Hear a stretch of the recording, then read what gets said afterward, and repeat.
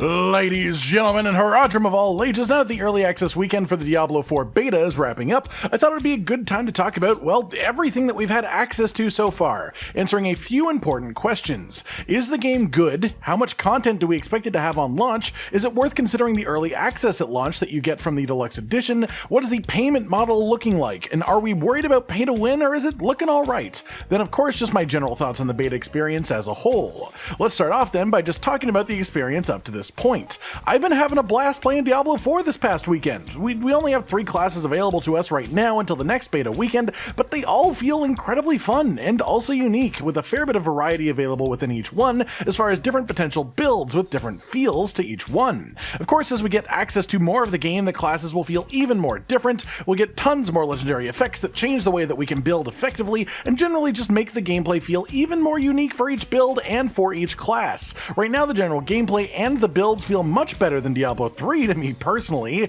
Obviously, again, we only have access to the early game, but I remember early game Diablo 3 quite well. The way that the general movement flows and the gameplay pace feels a bit closer to Diablo 2, sort of like a mix between the two, which a lot of fans did prefer, but basically the best way that I can refer to the way that this game has just felt as a whole so far is a mix of the best parts of Diablo 2 and Diablo 3 as far as the general gameplay goes. I'm not saying it's perfect by any means, but it is a good feeling game for sure. As far as the content, in our current area, which is theoretically about a fifth of the game, we have access to 23 dungeons and 3 strongholds. That's 23 side dungeons and 3 strongholds. There is other stuff around, but these are the main big deal things that you'll actually have available to do as far as the gameplay goes. Strongholds are the hardest, most challenging content currently available to us in the game. They take a good bit of time and care to clear them properly, and then once you do, there's a big meaty boss at the end.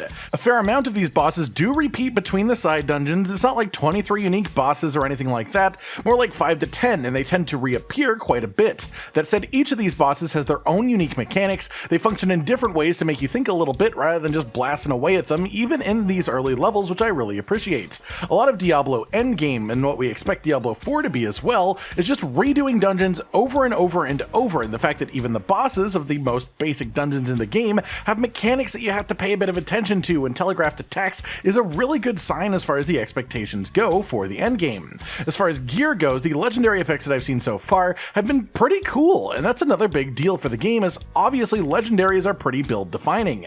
Skills are the most important things for that, but a solid legendary can turn an okay build into a great build in no time, and having all of these avenues for synergy with legendaries in every slot can really make some absolutely brutal builds possible. Obviously, we have nowhere near a proper idea of the full scope of how many legendary effects there are in the game for each class. We know of the aspects, which are the things that you can unlock from doing a dungeon for the first time. For example, the first time that I complete the Tormented Ruins over here, I unlock the aspect of the Unsatiated for the Druid. Once you have unlocked a legendary aspect, you can apply it to gear on repeat. This is your method of creating legendaries of your own based on the gear that already has stats that you like. You can also extract legendary aspects from legendary items that you find, but you can only use those once, and you can't extract them back out of the gear that you put it on afterwards either. I expect there will be a number of legendary effects that can't be unlocked through dungeons, only finding them on random items, but currently the number of unlockable legendary aspects, the ones that you get from the dungeons in the game, at least the ones that are shown to us in this beta, are 114, including the all-class specifics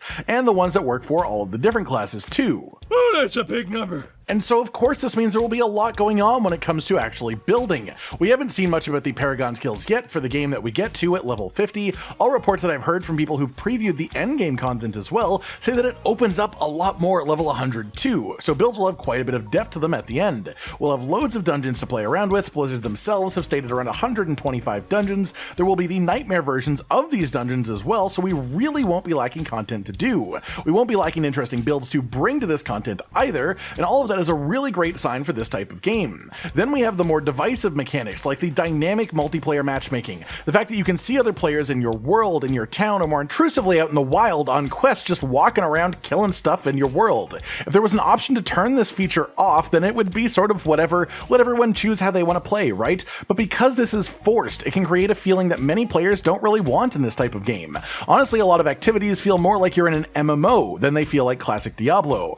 Wanting to do a specific elite, you might be waiting around with 6 other players just spamming abilities, running in circles, only for the enemy to spawn and then die in about 5 seconds flat. Stuff like this can make things like farming gear more efficient and easier as if you have the help of other players in the world, but it also makes it less meaningful, sort of. It takes away that feeling of personal player strength, that you are one of an elite few in this world, strong enough to do what we do, because you aren't. There are loads of us, and you see them everywhere. It makes everything just feel way less impactful, at least from an immersion standpoint. That said, I'm still really loving the game. What we have is a little bit shallow, but that's because we're seeing about 1/4 of the actual game. There will be a lot of systems and mechanics added in by the time we reach level 100. What we do have, though, is some really strong bones, some great basics to build upon, and so I'm really personally excited for what we're going to get.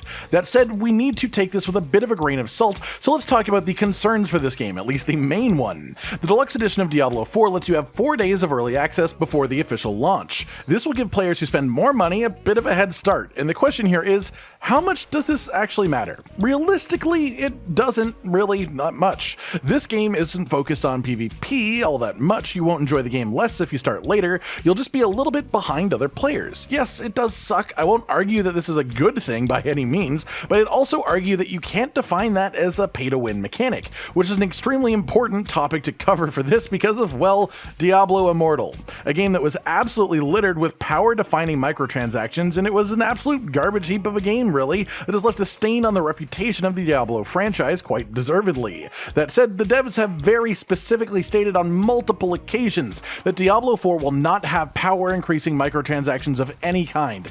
If that is the case, then great, that'd be perfect. That is the standard of what I would expect. Anything less than that would be a massive disappointment. That said, there is a battle pass confirmed to be a part of the game. Theoretically, this will only be for cosmetics to make your character look cool, and that's fine with me if that's the case. That makes it totally optional, and you don't lose much of anything if you choose not to participate. That said, the fact that it exists is still a concern. If it stays being cosmetic only, then we're golden, and again, given what happened to Diablo Immortal, players are quite reasonably wary of the whole thing. The way I see it is if you plan on playing Diablo 4 entirely for your personal enjoyment, not looking at leaderboards or trying to make world records or anything like that, this won't bother you at all. If you care about your performance, if something like pay to win would genuinely upset you, then give it a little bit time. Avoid pre-ordering until we know more concrete details. That's basically my stance on the whole thing. And by God, I hope they stick to transactions only being cosmetic. So from where we're standing, I'm cautiously very optimistic about the game.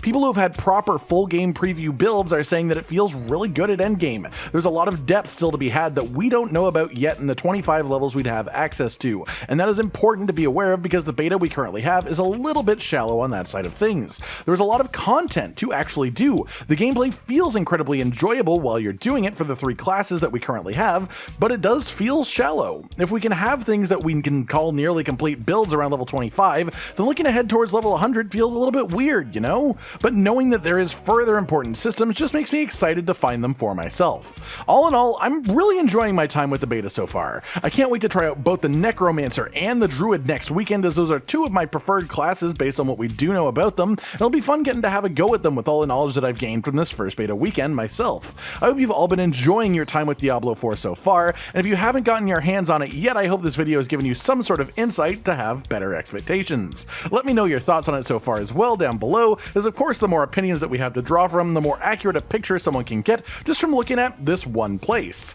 Like if you liked the video, subscribe and hit the notification bell for more, and most importantly, ladies and gentlemen, until next time, stay sweet. Josh, Cotton, and Hollow with the videos, dropping the humor like a hammer on your tippy toes, bringing entertainment on a daily arrangement to take our insanity and turn it into entertainment. Yes, I said entertainment twice, to reiterate that it is nice to look into your faces on a mostly daily basis when you let us in your homes to make the whole world a stage. Goodbye.